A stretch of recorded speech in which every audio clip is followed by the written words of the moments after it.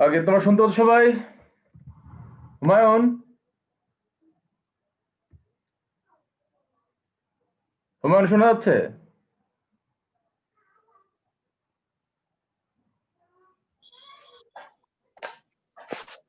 হুমায়ুন শোনা যাচ্ছে? হ্যাঁ হ্যাঁ শোনা যাচ্ছে স্যার। ওকে, ভেরি গুড। ওকে, গুড মর্নিং যারা লাইনে আছো, যে কয়জন, সবার জন্য শুভ সকাল। হ্যাঁ রঞ্জিত স্যার, হ্যালো। হ্যাঁ গাড়ি না, দাঁড়ান দাঁড়ান। হ্যাঁ হ্যাঁ, এই যে পাশে যে স্যার, দাঁড়ান স্যার, তোমরা একটু 1 মিনিট ওয়েট করো, ঠিক আছে? আচ্ছা স্যার। আচ্ছা।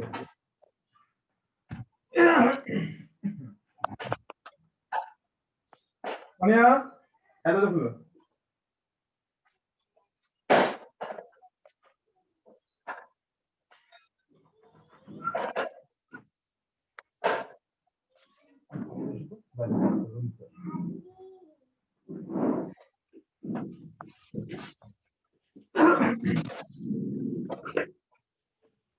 ওকে, আজকে যেটা আমরা করব, যেটা শিখবো, সেটা হচ্ছে কিভাবে তোমার একটা সিন প্যাসেজের উপর কিভাবে প্রস্তুতি নিতে হয়, একটা সিন প্যাসেজ কিভাবে পড়তে হয়। কারণ আমাদের সিন প্যাসেজ 1 থেকে থাকবে 15 মার্ক। 1 নম্বর কোশ্চেনটা হচ্ছে সিন প্যাসেজের উপরে।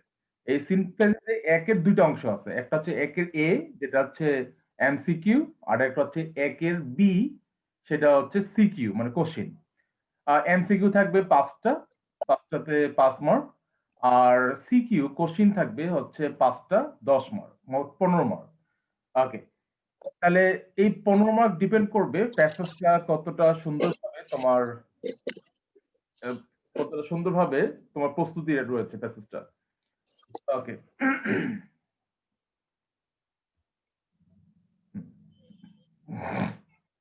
ওকে, আমরা এখন একটা প্যাসেজে যাব। তোমার সবার কাছে কি টেক্সট বই আছে? হুমায়ুন, টেক্সট বই আছে তোমার কাছে? জি স্যার। এটা কি নতুন বইটা? হ্যাঁ নতুন বই স্যার। আচ্ছা, তোমরা যাবে হচ্ছে ইউনিট 1 লেসন 2। জি স্যার আবার বলেন একটু। Unit 1 lesson 2।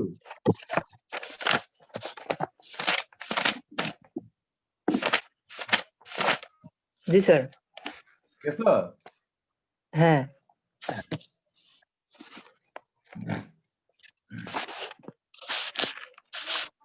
ওকে, ইউনিট 1 লেসন 2।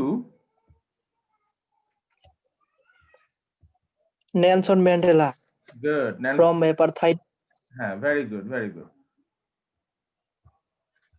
আমরা যাই, এটা হচ্ছে টু ওমেন।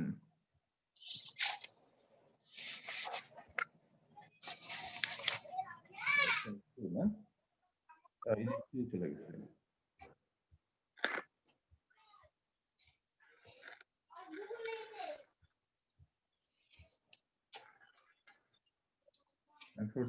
ওকে, গেছো তোমরা না? জি স্যার নেলসন ম্যান্ডেলা। আমরা কিভাবে একটা প্যাসেজ কিভাবে পড়তে হয়, ওকে আমরা দেখে নেই।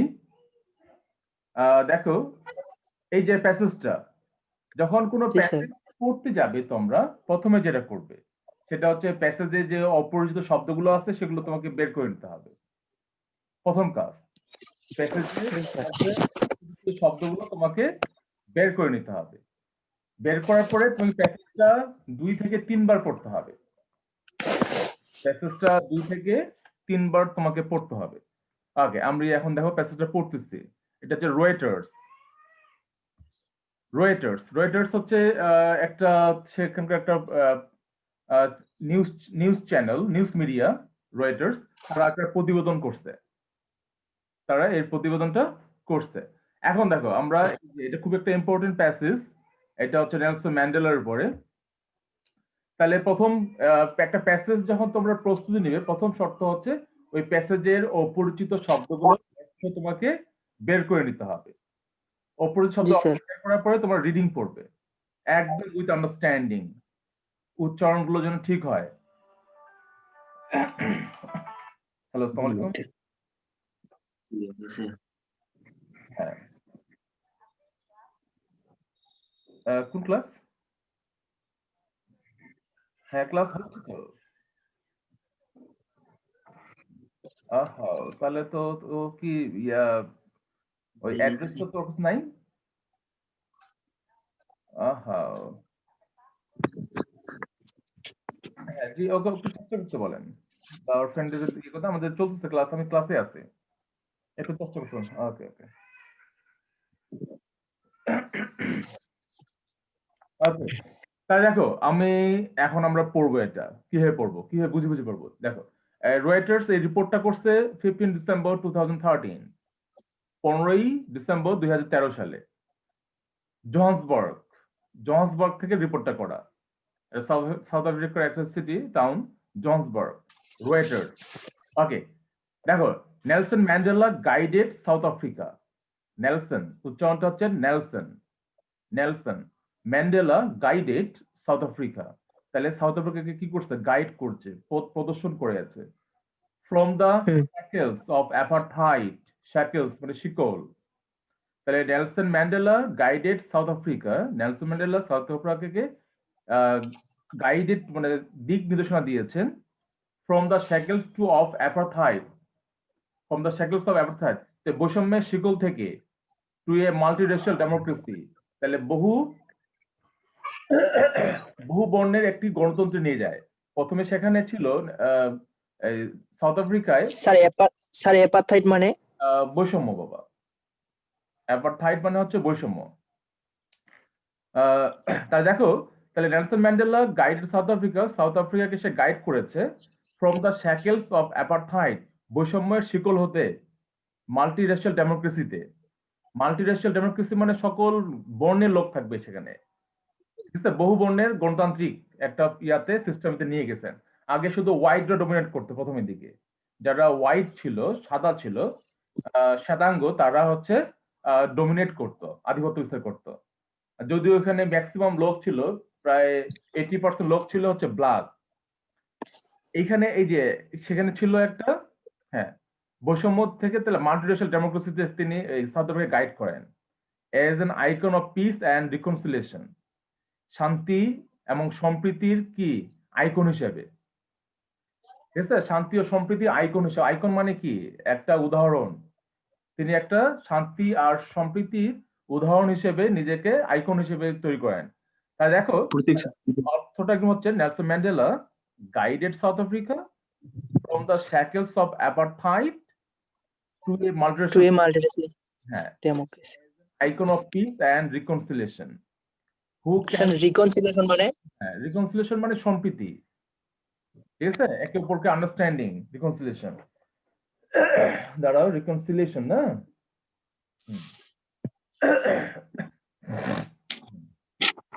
মানে সংহতি। সম্প্রতি। হ্যাঁ, সংগতি মানে মিল, এরকম। ওকে, হু ক্যাম টু এম্বডি, যিনি এসেছেন সবাইকে সংহত করতে, embody the struggle for justice around the world.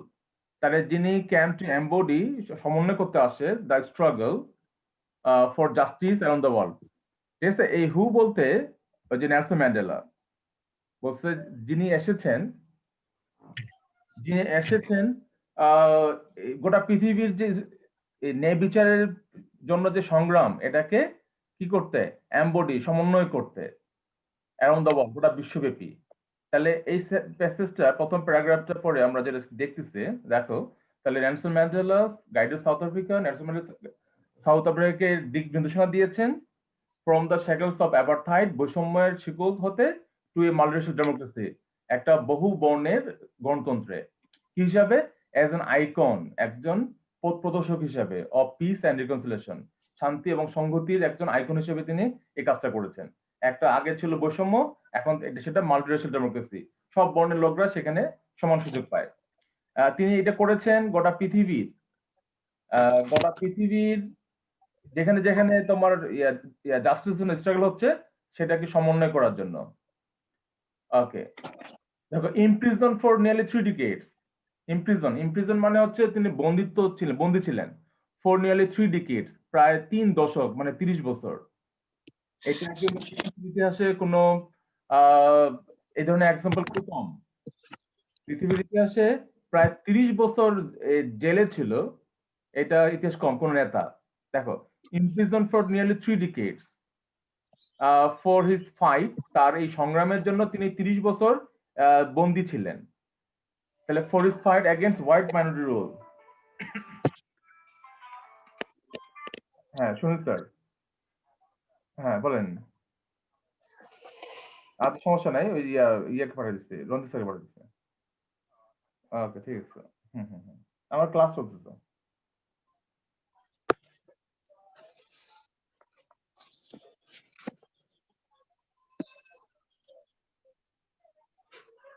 তা দেখো, তাহলে ইমপ্রিজন ফর নিয়ারলি 3 ডিকেডস, তাহলে তিনি বন্দী ছিলেন 30 বছরের কাছাকাছি, 3 দশকের কাছাকাছি, ফর হিজ ফাইট, তার সংগ্রামের জন্য, এগেইনস্ট হোয়াইট মাইনরিটি রুল।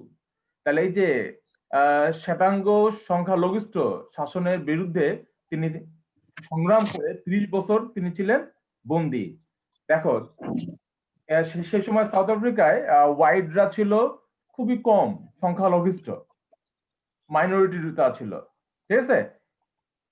আর ব্ল্যাকরা ছিল ম্যাক্সিমাম, ব্ল্যাক ছিল সেই সময় একটা ভালো অংশ ব্ল্যাক, মানে খ্রিস্টানগুলো ছিল। নেলসন ম্যান্ডেলা যদি চাইতো, তিনি একটা গৃহযুদ্ধ, সিভিল ওয়ার করে রাতারাতি ক্ষমতা দখল করতে পারতো, কিন্তু তিনি এটা করেননি, কোনো মানুষের ক্ষতি চাননি নেলসন ম্যান্ডেলা। যার জন্য তিনি যেটা করেন সেটা হচ্ছে উনি তার এই সংগ্রামটা চালায়ে যায়। তিনি এমন একজন নেতা, চাইলে কিছুদিনের মধ্যেই তিনি গোটা সাউথ আফ্রিকাকে, হোয়াইটদেরকে বিতাড়িত করে ক্ষমতা যেতে পারতেন, কিন্তু তিনি চাননি যে যুদ্ধর মাধ্যমে ক্ষমতায় আসতে। এর জন্য তিনি কি করছেন, ওই সংগ্রাম চালাইছেন একদম অস্ত্র ব্যবহার না করে। এটা একটা সবচেয়ে ভালো বিষয়। আগে, Mandela never lost his resolve. Mandela কখনই লস্ট হিজ রিজলভ, তার এই যে দৃঢ় সংকল্পবদ্ধতা, এটা দৃঢ়তা কখনো তিনি হারাননি। To fight for his people's emancipation, তার মানুষের মুক্তির জন্য সে কখনো কি হারায়নি, তার রিজলভ মানে তার এই দৃঢ়তা, তার এই সংকল্পবদ্ধতা তিনি হারাননি। দেখো, 30 বছর তিনি ছিলেন জেলে। হোয়াইটরা তাকে অবৈধভাবে জেলে দেয় তার এই আন্দোলনের জন্য, কিন্তু ম্যান্ডেলা কখনো হারায়নি হিজ রিজলভ, তার এই যে সংকল্পবদ্ধতা, to fight for his people's emancipation, তার মানুষজন, এই সময় সাউথ আফ্রিকার মানুষজনের জন্য মুক্তির জন্য যে সংগ্রাম, এই সংগ্রামে সে কখনো আশাহত হয় নাই। হি ওয়াজ ডিটারমাইন্ড, তিনি ছিলেন দৃঢ় সংকল্পবদ্ধ। ডিটারমাইন্ড মানে হচ্ছে দৃঢ় সংকল্পবদ্ধতা। তাহলে হি ওয়াজ ডিটারমাইন্ড, তিনি ছিলেন সংকল্পবদ্ধ, টু ব্রিং ডাউন অ্যাপারথাইড, এই বৈষম্যকে নামিয়ে ফেলার একটা দৃঢ় সংকল্পবদ্ধতা ছিল। While avoiding a civil war, একটা গৃহযুদ্ধকে এড়ায়। তার একটা ওয়ার্ডারে তোমার গোটা ব্ল্যাকরা ঝাঁপায় পড়তো যুদ্ধে, কিন্তু তিনি এটা চাননি। তার মধ্যে ক্ষমতার যে লোভটা খুব একটা ছিল না, যে ক্ষমতা যেমন করে হোক যেতে হবে। তিনি সব সময় মানুষের ভালো চেয়েছেন, যেমন করে এক ফোঁটা রক্ত না ঝরায় এটা সমাধান করা যায়। ওকে, হি ওয়াজ ডিটারমাইন্ড, তিনি ছিলেন দৃঢ় সংকল্পবদ্ধ, টু ব্রিং ডাউন অ্যাপারথাইড, বৈষম্যকে নামিয়ে আনার জন্য, while avoiding a civil war, একটা গৃহযুদ্ধ এড়িয়ে। তাহলে হিজ প্রেস্টিজ, তার মর্যাদা, অ্যান্ড ক্যারিশমা, মহিমা, হেল্প হিম, তাকে সাহায্য করেছিল, উইন দ্য সাপোর্ট, ঠিক আছে, একটা সাপোর্ট পেতে, অফ দ্য ওয়ার্ল্ড, পৃথিবী। তাহলে তিনি যেভাবে আন্দোলন করেছেন, পৃথিবীর মানুষ অভিভূত হয়েছে। পৃথিবীর মানুষ যখন দেখলো যে সেই সময় যখন সাউথ আফ্রিকা ব্ল্যাকরা সেখানকার অরিজিনাল আদিবাসী, তারা যখন ব্ল্যাকরা যখন সংখ্যা গরিষ্ঠ, ঠিক আছে, অনেক বেশি, তিনি চাইলেন একটা সিভিল ওয়ার দিয়ে রাতারাতি ক্ষমতা দখল করতে পারে। কিন্তু এই নেলসন ম্যান্ডেলা কি করলেন, তিনি কোনো সিভিল ওয়ার না দিয়ে তিনি একাই বিভিন্ন বিষয়ে তাদের বৈষম্যগুলো তুলে ধরতে শুরু করলেন বিভিন্নভাবে। এটা তিনি করলেন। আর এই যে তার যে এই যে চিন্তা ভাবনা, কিভাবে এক ফোঁটা রক্ত না ঝরায় সমাধান করা যায়, এইটাকে তার প্রেস্টিজ এবং ক্যারিশমাকে বাড়িয়ে দেয়। তার বলছে হিজ প্রেস্টিজ এন্ড ক্যারিশমা, তার এই মর্যাদা এবং তার এই যে মহিমা, হেল্প হিম, তাকে সাহায্য করেছিল win the support of the world, গোটা পৃথিবী মানুষ তাকে সাপোর্ট করেছিল তার এই চিন্তা ভাবনার জন্য। দেখো কি বলছো, দেখো আই হেড রেস ডিসক্রিমিনেশন, আমি বর্ণ বৈষম্যকে ঘৃণা করি, মোস্ট ইন্টেন্সলি তীব্রভাবে, অ্যান্ড অল ইটস ম্যানিফেস্টেশন এর সমস্ত প্রকাশকে, মানে বৈষম্য প্রকাশ স্যার বলো। স্যার ম্যানিফেস্টেশন মানে কি স্যার? ম্যানিফেস্টেশন মানে প্রকাশ, ঠিক আছে? তুমি যে বর্ণ বৈষম্যের প্রকাশ শুধু মুখে না, তুমি হচ্ছে ব্লাড তোমাকে চাকরি দিচ্ছি না, এটা একটা প্রকাশ বর্ণ বৈষম্য, ঠিক আছে? তুমি দেখা জি করতে স্যার। তোমার সঙ্গে দেখা করতেছি না, এটা একটা বর্ণ বৈষম্যের প্রকাশ। এইভাবে যে যতভাবে বর্ণ বৈষম্যকে প্রকাশ করা যায়, ঠিক আছে? বলছে আই হেড রেস ডিসক্রিমিনেশন, আমি বর্ণ বৈষম্যকে ঘৃণা করি, মোস্ট ইন্টেন্সলি তীব্রভাবে, অ্যান্ড অল ইটস ম্যানিফেস্টেশন মানে তার সকল প্রকাশকে, মানে বর্ণ বৈষম্যের সকল ধরনের প্রকাশকে ঘৃণা করে।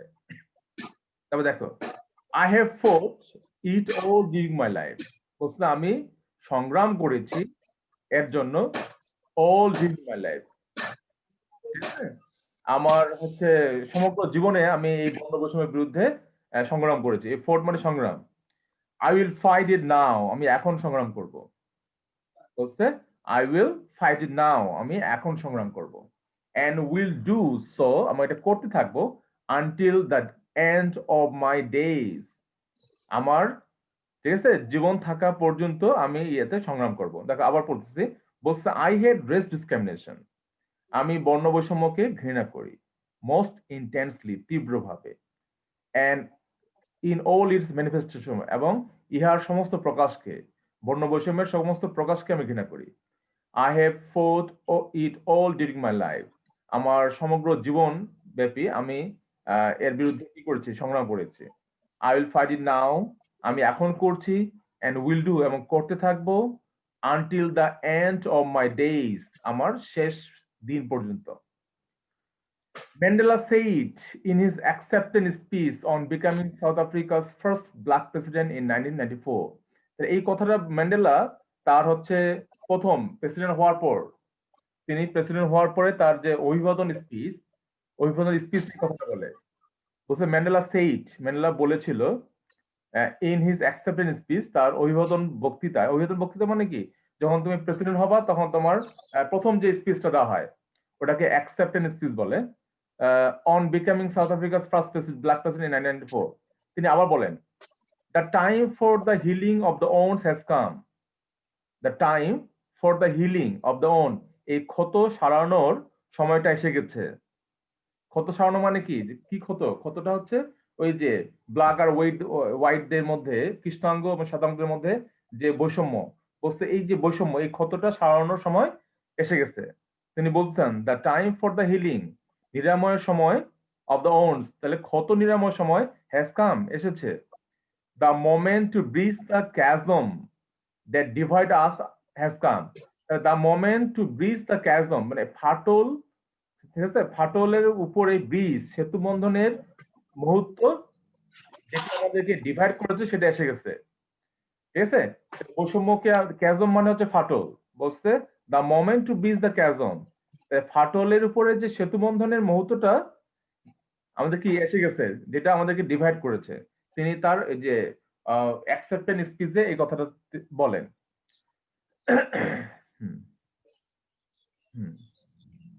তাহলে দেখো we have at last achieved our political emancipation, তারপরে তিনি বলছেন we have, আমরা at last, অবশেষে, achieved, অর্জন করেছি, our political emancipation, রাজনৈতিক মুক্তি। বলছে we have at last, আমরা অবশেষে achieved, অর্জন করেছি our political emancipation, এটা তিনি তার বক্তৃতা বলেন। দেখো in 1993 সালে ম্যান্ডেলা ওয়াজ অ্যাওয়ার্ডেড, ম্যান্ডেলা পুরস্কার প্রাপ্ত হয়, দ্য নোবেল পিস প্রাইজ, শান্তিতে নোবেল শান্তি পুরস্কার তিনি পান। An honour he shared with F W. De Klerk, এটা একটা সম্মান যিনি এটা শেয়ার মানে ভাগাভাগি করেন কি F W. De Klerk. F W. De Klerk নামে একজন African leader, white African leader, the white African leader who had freed him, যিনি তাকে মুক্তি করেছেন ফ্রম প্রিজন, বন্দি থেকে 3 years earlier, 3 বছর আগে। and negotiated the end of apartheid. এবং তিনি কি করছেন নেগোশিয়েট মানে আলোচনা করেছেন কিসের দ্য এন্ড অফ অ্যাপারথাইড বৈষম্যের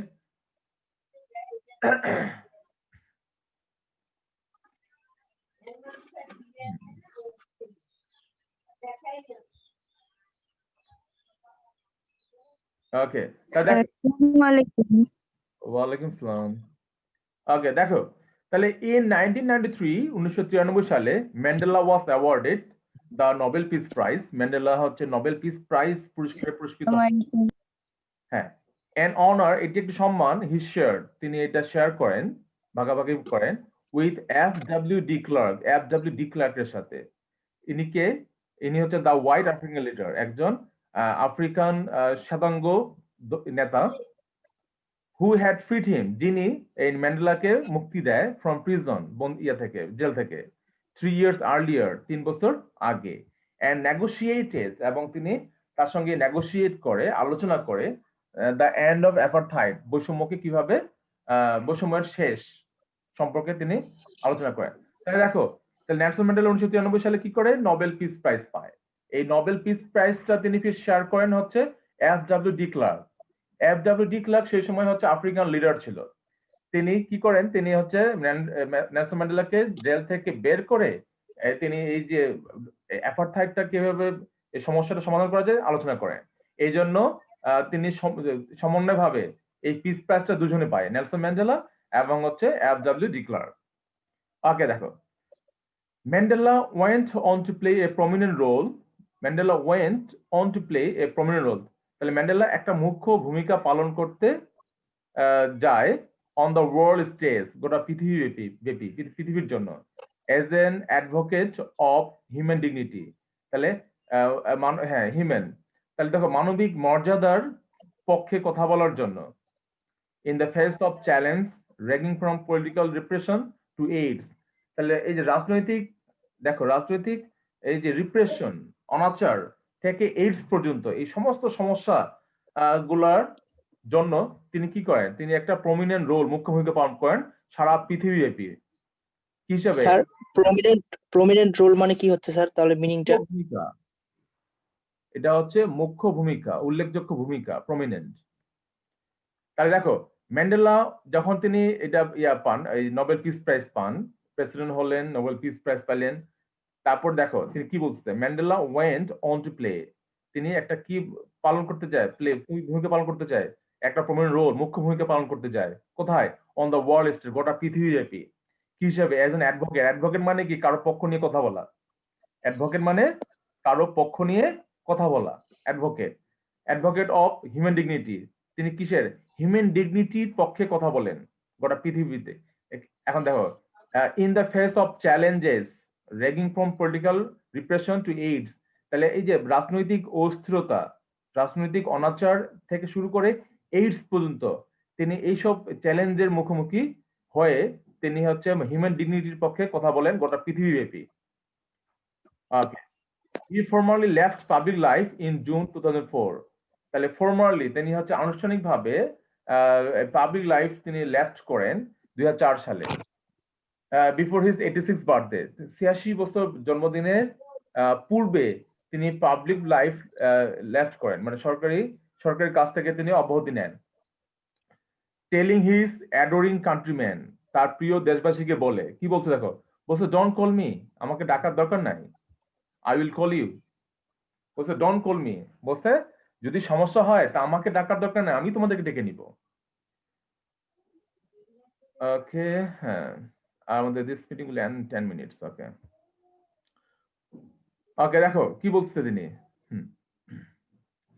যখন তিনি তার এই 86তম জন্মদিনের আগে 2004 সালে তিনি তার পাবলিক লাইফ মানে তার সরকারি রাজনৈতিক থেকে লাইফ থেকে তিনি যখন সাধারণ লাইফে যাচ্ছিলেন তখন তিনি বলছেন টেলিং হিজ অ্যাডোরিং কান্ট্রিম্যান তার প্রিয় দেশবাসীকে তিনি বলেন বলছে ডোন্ট কল মি আমাকে বলার ডাকা দরকার নাই আই উইল কল ইউ আমি তোমাদের ডেকে নিব but he remained one of the world's most revered public figures ঠিক আছে কিন্তু তিনি থেকে যান যদিও তিনি পাবলিক লাইফ লেফট করেন তারপরও বলছে যে তিনি থেকে যান remained one of the world's most revered public figures তাহলে পৃথিবীর সবচেয়ে সম্মানিত একজন রাজনৈতিক ব্যক্তিত্ব।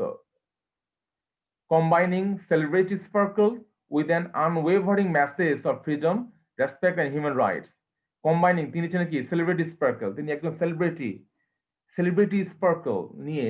সেলিব্রিটি মানে তো তোমরা জানোই এমন একজন ব্যক্তি যে সংশ্লিষ্ট ক্ষেত্রে অনন্য, তাদের সেলিব্রিটি বলে।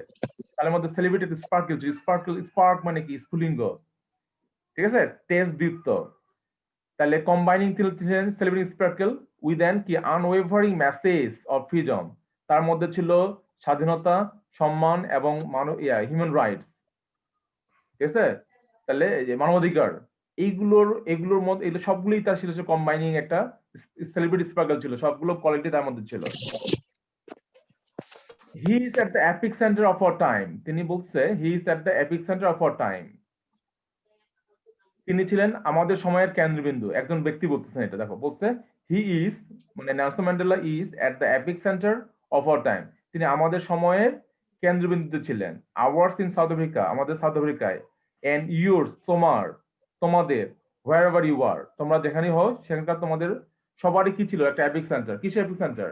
যেখানেই কিন্তু অত্যাচার অনাচার হইতো তখন তাকেই আইকন হিসেবে ভাবা হইতো। সে কি করছে তখন গোটা পৃথিবীব্যাপী তাকেই ফলো করতো যে কিভাবে বৈষম্যকে তাড়ানো যায়।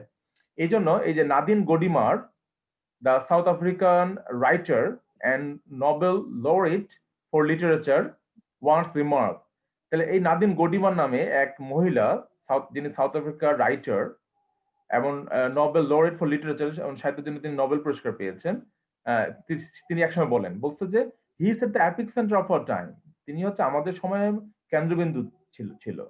আওয়ার্স ইন সাউথ আফ্রিকা, আমাদের সাউথ আফ্রিকায়, এবং তোমাদের যেখানে তুমি থাকো না কেন, সব জায়গায় মানুষের মাঝখানে তিনি একটা এপিক সেন্টার, কেন্দ্রবিন্দু ছিলেন। যেখানে বৈষম্য হতো সেখানেই তাকে ফলো করা হতো।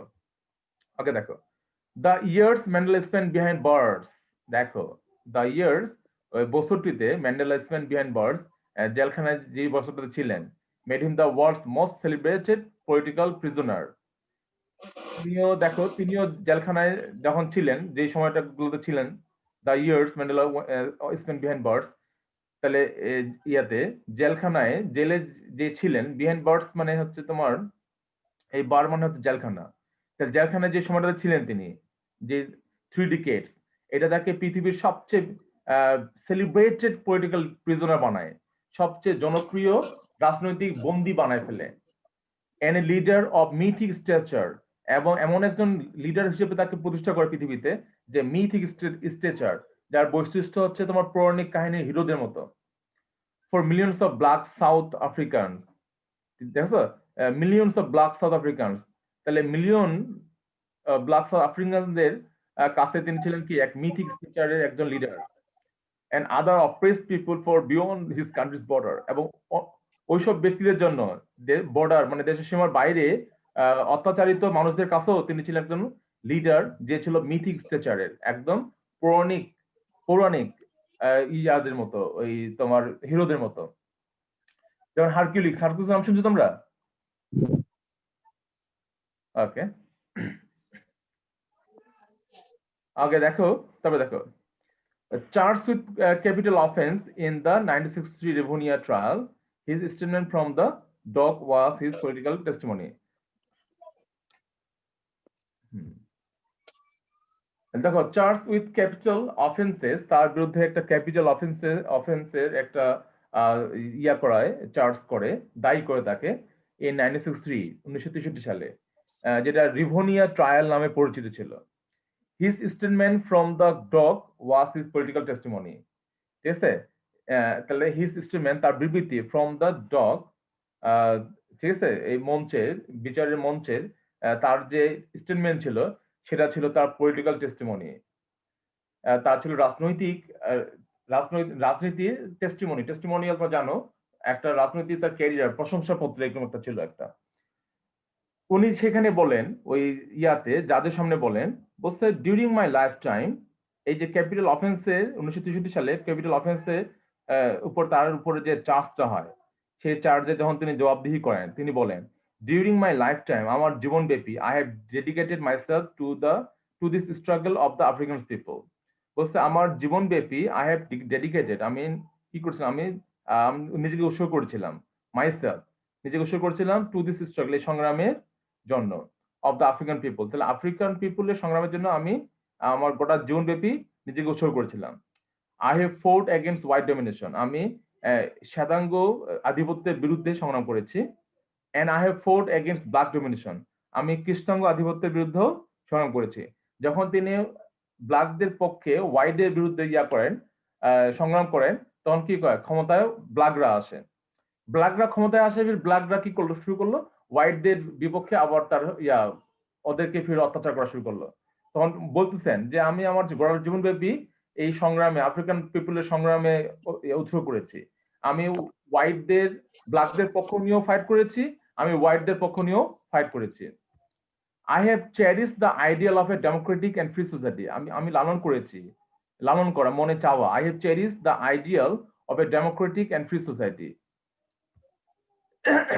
বলতে হবে ডেমোক্রেটিক অ্যান্ড ফ্রি সোসাইটি, আমি লালন করেছি একটি আদর্শ রাজনৈতিক এবং ডেমোক্রেটিক অ্যান্ড ফ্রি সোসাইটি, এবং একটা মুক্ত সমাজ আমি তৈরি করার জন্য কি করছি, আমি লালন করেছি, চেয়েছি। ইন হুইচ, যেখানে অল পারসনস লিভ টুগেদার, সব মানুষ একসঙ্গে থাকবে, ইন হারমোনি, সম্প্রীতিতে, অ্যান্ড উইথ ইকুয়াল অপরচুনিটি, এবং সমান সুযোগে। হি টোল্ড দ্য কোর্ট, সে কোর্টকে বলে। It is an ideal I hope to live for and to achieve, it is an ideal, একটা আদর্শ, ইহা ছিল একটা আদর্শ, আই হোপ, আমি মনে করি, to live for and to achieve, এর জন্যই বেঁচে থাকা, এবং এটাই হচ্ছে আমার অর্জন। বাট ইফ নিডস, কিন্তু যদি প্রয়োজন পড়ে, it is an ideal for which I am prepared to die, বলতে যদি প্রয়োজন পড়ে এই আদর্শের জন্য আমি মরতে রাজি। Friends adored Mandela and fondly called him Madiba, তাহলে ফ্রেন্ডস অ্যাডোর্ড ম্যান্ডেলা, ম্যান্ডেলাকে পছন্দ করে বলে, কে fondly called him Madiba, Madiba নামে ডাকে তার শুভাকাঙ্ক্ষীরা। এটা হচ্ছে দ্য ক্লান নেম, এটা হচ্ছে মাদিবা তাদের গোত্রের নাম মাদিবা। বাই হুইচ হি ওয়াজ নন, এটা এই নাম মাদিবা নামেই সে পরিচিত। People loaded his humanity, kindness and dignity, মানুষ তার এই যে হিউম্যানিটি, মানবিকতা, দয়ালু এবং ডিগনিটি, মর্যাদাকে কি করে, অনেক প্রশংসা করে।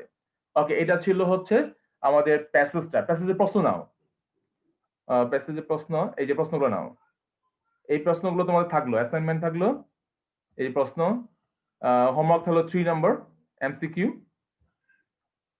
তারপরে এই 4টা, এই যে 4 নম্বরে এই 5টা প্রশ্ন থাকবে। তাহলে এগুলো তোমাদের হোমওয়ার্ক থাকলো।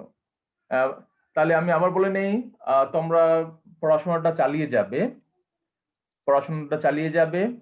আর পড়াশোনা যদি তোমরা এখন না করো, তোমরা কিন্তু পিছায় যাবে। এখন ভালো করে পড়তে হবে, কারণ হচ্ছে এখন যারা পড়বে তারাই অন্যান্য ছেলে মেয়েদের থেকে এগিয়ে থাকবে, এটা মাথায় রাখতে হবে। কাজে প্রত্যেকদিন একবারে ছেড়ে না দিয়ে তুমি হচ্ছে কমপক্ষে 1 ঘন্টা ইংলিশ পড়ো। ইংলিশ হচ্ছে এমন একটা সাবজেক্ট যেটা হচ্ছে তোমাকে, তুমি না পড়লে 10 দিন পর গোটা সিলেবাসটা নতুন মনে হবে, এই জন্য ইংলিশটা পড়তে হবে। ওকে, সবার জন্য শুভকামনা, সবাই ভালো থাকবে। স্যার, বলো। স্যার এই প্যাসেজের মানে সাথে দেখতেছি 5, 10, 15, 20 এগুলো কি স্যার সংখ্যাগুলা? 15, 20 ওগুলো হচ্ছে লাইনগুলো করা আছে, ঠিক আছে, কোন লাইন পর্যন্ত পড়ছো ওটা ইন্ডিকেট করে দেওয়া আছে, এই যে 30। তাহলে স্যার আমাদের কাজ থাকলো 3 নাম্বারটা। হ্যাঁ, 3 আর 4 বাবা। স্যার হ্যাঁ, 3, 4 তোমরা সুন্দর করে না দেখে প্র্যাকটিস করে আমাকে মেসেজ করতে পারো, ঠিক আছে। স্যার এই প্যাসেজটা সবগুলো কাজে দেন স্যার, বলো। আমি সময় নেই, যেহেতু সময় কম স্যার, যতগুলো প্রশ্ন আছে যেগুলো কাজ সব দিয়ে দিন।